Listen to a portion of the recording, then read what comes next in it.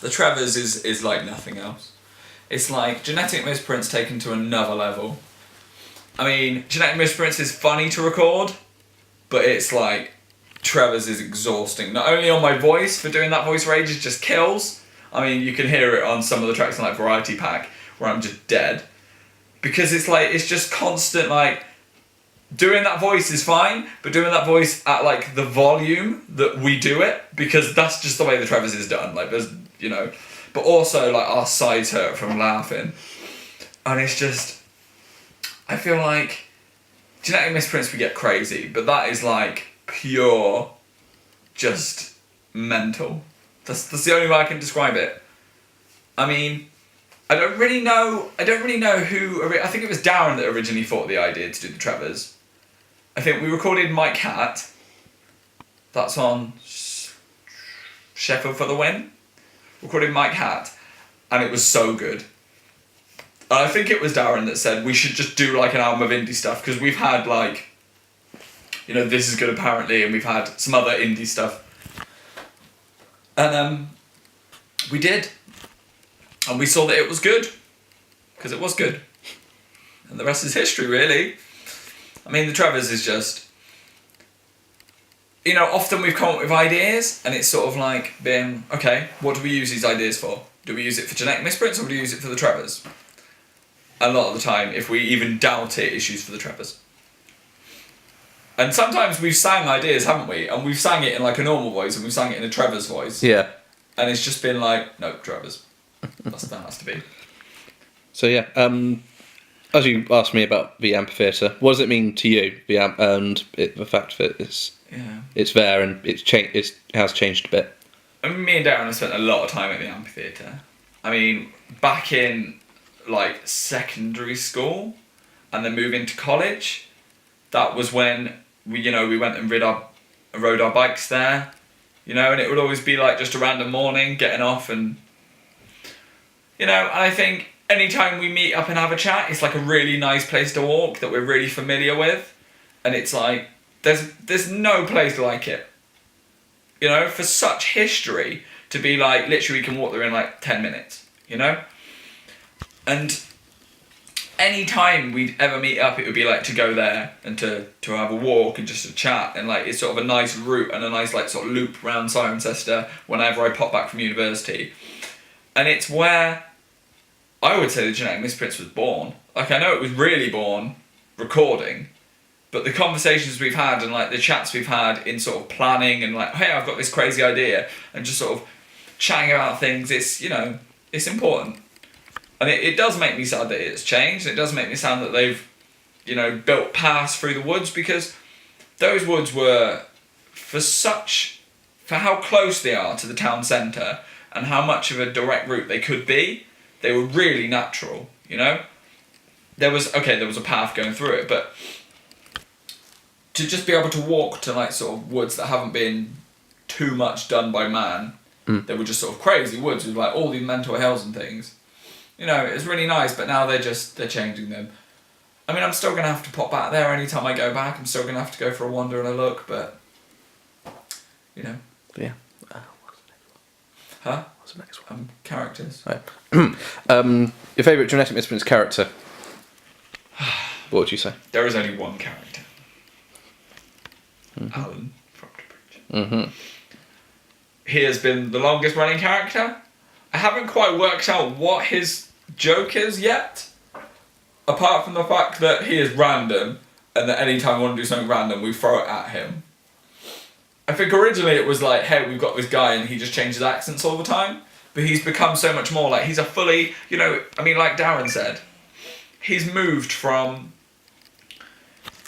selling parrot insurance to having his own album, to having a comeback album, you know? Like, it's just Alan, and it's just one of those things that sort of like, we do a lot of songs where it's like, you know, even if we're playing a character in the song, we say like, I this, I that, I think this, and it's good to have something where it's somebody else, and literally we can do whatever the hell we want. Alan from the Bridge. Mm-hmm. What else did I say? Was that another one? What was another one? There was characters about it. Oh, Cirencester in general. Oh yeah. What do you actually think of Cirencester as a place and as a source of inspiration? Yeah. Cirencester is very odd. As much as I love it because it is my home, and I can just walk around there and feel completely comfortable. I mean, I do anyway, but if we'd have been somewhere else and we'd have grown up somewhere else, and maybe if we'd have grown up in a city or even more in the country, I don't think it would have been the same. I think Cirencester is a really good place because it's busy, but it's not busy. Growing up at school and things, like it's, school was always very sports orientated, and so the kids that weren't good at sports did like something else. And then, I mean, me and Darren, when we both moved from school to college, it was like, instead of doing anything we did at school, we both did like something completely different. And that set us apart. And then I think having two different backgrounds where mine's very like technology and Darren's very nature, it's a contrast. But that is Cirencester. And I think it's just been nice to have a wander and sort of see that, the council don't really care about the kids. The council don't really care about the kids. They're sort of like not building anything for kids to do. And so we had to make our own entertainment. I mean, Demon Ball, for Christ's sake. Oh, yeah. For anyone who doesn't know, Demon Ball is a game played with a American football, kind of, on a trampoline. Me and Darren played it all the time for like a summer. And it wasn't even competitive really. We didn't care. It was about like the characters and like pretending we were for a team and like listening to whatever music we were listening to. But that was just sort of like, I don't know. When I came back home from university, and that was when I got that keyboard, and that was when we started pissing around with like the cheese song and stuff, it was just the logical next step. Yeah. So you look back on those times and you sort of find it had inspired you in a way, for sure. In a way, yeah. It's like you sort of think back and you think like, oh, Cirencester, or like you always think back at the place you started. Like when I left Cirencester, I was like, I'm not really missing it. But now I go back, and I'm really taken in by the places I know and like the beauty of the place. Yeah, and there are things that inspire me that I don't even think I knew inspired me. But it's just, yeah. I mean, like you said about obviously the first song we ever came up with was Granny's Last Christmas. Typical Christmas day. And it's just, we didn't record that until, I don't even know where, but it's like halfway through. But like if we'd have done that straight away, things would have been completely different, wouldn't they? Yeah, sure. But I don't know whether maybe it wouldn't have lasted. You can't sort of change things. It's like you can speculate, but you can't wish for things to change, because who knows, if we'd have done that first, maybe we would have got bored. Maybe it wouldn't have lasted, Yeah. It's odd. It would have been a strong start to start with like the Mauve album. But I genuinely don't think we would have had like the confidence to do the Mauve album straight away. It was because we did Cheese and we were like, this is good. And then we started doing some other songs like Cheese on Part 2, and Cheese on Part 2 is good. And it was like, that gave us confidence to say, we know we're doing good things, so let's just keep going. Whereas if we'd have done like the first stuff and it had been crap, we wouldn't have continued with it. Or we wouldn't be at this stage right now. We're at this stage right now and we're like, we're making it up as we go along. We are. We're completely winging it. I'm making up the lyrics. Darren's making up the guitar and some of the lyrics, It could be rubbish, but we know that we're capable of doing good songs, because songs like Bargain Bucket, that is like, we didn't plan it.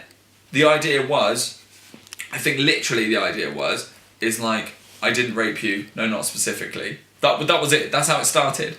We didn't plan KFC to come into it. It was just like, I just remember it being like, now you're my wife. And like, that was the discussion, and Darren started playing and I started singing. And we know we can do that, so that keeps us going. Cool. Well. Yeah. Yeah. Anything else you want to say to the fans or to me? I'm very thankful. That's all right. Very, very. It's a good working relationship we have. Yeah. Me and Darren, and we don't. It doesn't matter about the fan base. I mean, it does matter, but it's at the end of the day, like, it's for us. If nobody ever listened to them songs ever, it doesn't matter because we did them and we can talk about them. To be fair though, like Viva La Cheese and all of our albums, I've looked on the internet, have had like cumulative nearly 20,000 downloads. Wow. Which is mental. When was that? When did you last check that? That was about a year ago. And I've actually started a new Tumblr and shared them again. So who knows, We might have fans that we didn't even know we had. And we've always had like a great support from our friends. If you think about Rich, like Dr. Love. Yeah. And the other Rich. It's sort of been like... And Matt Reynolds. Yeah, Matt Reynolds. Nathan, when he came and we put vaults and they all got offended. But it's just like, I don't know. I feel like people have just... They've been supportive.